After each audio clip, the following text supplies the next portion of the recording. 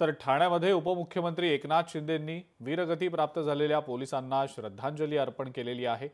शहीद पोलिसांना मानवंदना देत असून विनम्र अभिवादन करतो असं उपमुख्यमंत्री एकनाथ शिंदे यावेळी म्हणाले। 21 ऑक्टोबर 1959 लडाखच्या सीमेलगत हॉट स्प्रिंग या ठिकाणी केंद्रीय राखीव दलाचे सैनिक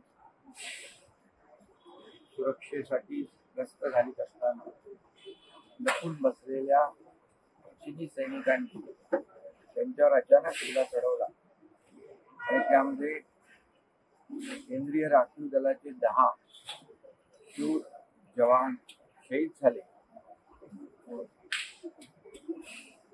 मी त्यांना विनम्र अभिवादन करतो, भावपूर्ण श्रद्धांजली देतो। लोकशाही मराठी ऐका, पहा, जागरूक रहा।